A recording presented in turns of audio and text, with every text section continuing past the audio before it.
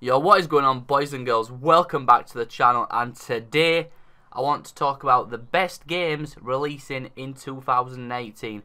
These have either been rumoured to be released in 2018 or they have been confirmed by the publisher that they will be coming out in 2018. So without further ado, let's jump in. Now, the first thing I want to say is there's going to be a huge variation of different games. RPGs, shooters, any game that piques my interest, I'm going to share, so hopefully you enjoy. Let's get into the news! Now, 2018 looks like it's going to be a great year for games. Hopefully it turns out it is going to be a great year for games and we're not going to have so many flops like we did in 2017. My hopes are high and hopefully it fulfills the promises. Now, in total I've got 5 games. These are in no particular order, and I'm not going to bore you by playing the trailers or the short gameplay clips that are available. I only want to show you that when I've got the game myself and I can do a review of first impressions or just bring you gameplay. So I'm just going to leave PlayerUnknown's Battlegrounds to play in the background. I'm just going to talk about the games, give you the title, and I'll leave a link in the description if you want to check them out. Now, firstly I want to talk about Red Dead Redemption 2. Now, near enough everyone's played the first game. It's one of the best open world games that's ever been released. Critically, it did astounding, rocking 9s and 10s. And Red Dead Redemption 2 looks to follow in those footsteps. I love western based games, especially when they're free roam. I remember playing Gun back in the day, Red Dead Revolver, then of course Red Dead Redemption, and Undead Nightmare was fantastic. That is one of the few zombie add-ons that I've seen done correctly. Hopefully it doesn't get plagued by microtransactions. I'm very excited to see what Rockstar do with this, because it's been a long time since they've released a game. I mean, GTA 5 came out all the way back in 2013 and they're still continuously updating that game. So I've got high hopes for Red Dead Redemption 2's online, and hopefully it's a prequel done right. We don't see many prequels done correctly, but I do have faith in Rockstar as long as it isn't plagued with microtransactions. Now, this one isn't going to be to everybody's taste. Kingdom Come Deliverance. Now, this is a medieval based RPG. I love RPG games and I love medieval games, so this is a great mix for me, and it's set to have a very compelling story, which again is a great thing in RPGs. A good story is one of the main selling points. I mean, look at The Witcher 3. Story in that, fantastic. Gameplay, fantastic. And it's one of the highest rated RPGs ever. Now, one thing to bear in mind if you're looking at Kingdom Come Deliverance is it's a hardcore game. If you don't like dying, you're probably going to want to stay away from this game. There's no HUDs. It's a fully open world. You can go wherever you want from the beginning of the game. It's based in Bohemia. No, leave the Bohemia Rhapsody jokes out of this. Leave it. And get this, after all the shit we've had this year. It's historically accurate. Yes, boys, I said that correctly. A historically accurate game is actually coming out. The team behind the game has checked every single item in the game to ensure that it is 100% historically accurate. Now, it probably won't be 100%. 90%, I'll give them that, but I know we're not going to have tons of women running around as knights, which is always a plus. That is always a plus. The SJWs haven't touched this game, which means it's going to be great. Now, a game I've spoke a lot about on this channel, Sea of Thieves. If you know anything about me, I love pirates. I love pirate games and I love pirate films. So the fact that a good pirate game, well, it looks like it's going to be good, it's coming out in March. Now, you may want to cover your ears if you're a PS4 user.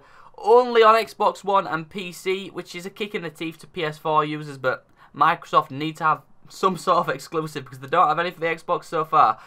And it's an open world MMO RPG where you can play as pirates and gather a crew and fight and gather treasure. And it's got a nice cartoony art style that I like, which means the game should run amazing on the Xbox and potato PCs, which is great for most of my friends because they've all got shit computers. This is a game that I'm probably looking forward to the most, just because we haven't seen a great pirate game as of yet. Well, if we have, quote me in the comments, but I have not played one. All the Pirates of the Caribbean games have been pretty much shit. Just crappy games made around the movies. This one is a bit of a... it could be a long shot. Now, Far Cry 5. I loved Far Cry 2 and I loved Far Cry 3. Absolutely hated Far Cry Primal and despised Far Cry 4. The stories in those two games were just absolutely dreadful. Now, this one, it's pissed off a lot of people already with the setting, which makes it more interesting to me. Now Far Cry 5 follows around a fanatical group which have took the word of God to a different goddamn planet, and they're going around slaughtering everyone and making them live to their own will. Now there's a fair few plot holes you can point out here already. Where are the police? That is the first thing that came into my head. This is in modern day America, and yet there's no police around, which is quite confusing. But leave all logic aside, the game looks goddamn fun. It looks like the best Far Cry we've had since Far Cry 3. Now hopefully that's not me just being naive and the game is actually going to be good, because I really do like the previous Far Cries. Far Cry 4 had a great villain. They didn't use him enough and he turned out to be good, so having him as a villain was pointless. And Far Cry Primal, I've got no idea what Ubisoft were thinking with that. No one wants to go back to spears and bow and arrows and stuff. Guns are where it's at. So I am very excited for this game. Now before someone calls me out, I meant that as in a Far Cry game, not games in general, just the Far Cry series. Now this one is a fucking long shot. Crackdown 3. The amount of times this game has been delayed, I've lost count. But Crackdown 1 and Crackdown 2 were fucking awesome games. Lots of fun playing with your friends, co-op, the single player, everything in the game was just mindless fun and an absolute blast. Now I'm not going into Crackdown 3 expecting some sort of amazing story, because I know it's not the game where you're going to get that. It's the game where you're going to get mindless fun and just a massive open world space to run around and blow people up in. Which is what I want. If I wanted a good story, I'd go play The Witcher 3 or some sort of RPG game. Even Skyrim, that's not got a great story, but I guarantee it's going to have a better story than Crackdown 3. But nevertheless, I am so excited for this game, especially the destructible environments online. In a game this big, the fact that we're going to have destructible environments is amazing, and yet we've still got people complaining that it's not in single player. Don't complain. Praise them that we're going to have destructible environments online where multiple people will be playing and you'll be able to shape the city as you play. That, in my mind, is awesome, especially for a game like Crackdown. Crackdown 1 and 2 had no destructible environments whatsoever. You could chip away at little bits of brick. That was where the destruction ended, and people are complaining that we're going to get fully destructible buildings in Crackdown 3. It honestly amazes me, the gaming fans, sometimes. Hey, now what would this list be without a zombie game? Answer me that. What would this list be complete without a zombie game? Now, I'm sure lots of you heard of the original State of Decay. It launched on Xbox Arcade like back in 2012 or 2013. It was a long time ago, and we've finally got a release date for State of Decay 2. Well, I say release date, we've got a confirmed release date of spring 2018. Nevertheless, I am very excited for that game, and State of Decay 1 was basically like Walking Dead in actual game form. You created a base, you protected it from oncoming zombies. Basically Fortnite, but without the cartoony graphics and without the Battle Royale mode. And State of Decay 2 promises a good story, co-op finally, which is something what was missing from the first game, which I couldn't understand. It was the perfect game for co-op. Maybe they didn't have the money for servers, but I am so excited for State of Decay 2. And if you're a Walking Dead fan, you should be excited for this too, even with the announcement of Overkill doing a Walking Dead game.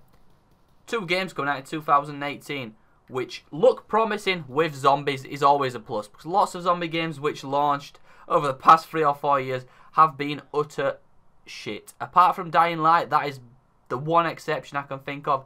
Every other game just seems to have been awful or unoptimized or early access. I mean, early access tops the others. Near enough every game now is launching in early access because developers can see they can make so much money from early access without putting much effort in. And I'm going to stop babbling on, boys. I hope you have a good new year and a great 2018. Hopefully every single game on this list delivers on the promises that have been shown to the fans, and none of them have no microtransaction bullshit. If you did enjoy the video though, boys, no editing, just me straight up talking about the games I'm excited for. Smash the thumbs up. If you disliked the video, you know what to do. Smash the dislike button and let me know why in the comment section. And again, if you want me to make a video on a certain subject in gaming, let me know what you want me to do in the comments. I do read all comments and I do interact with everyone. I love you all and I will see you all in the next video. Peace. How much you love it when you get it in abundance. Give a fuck about a budget when you always be the subject of discussion. But it's nothing when you stop and just say fuck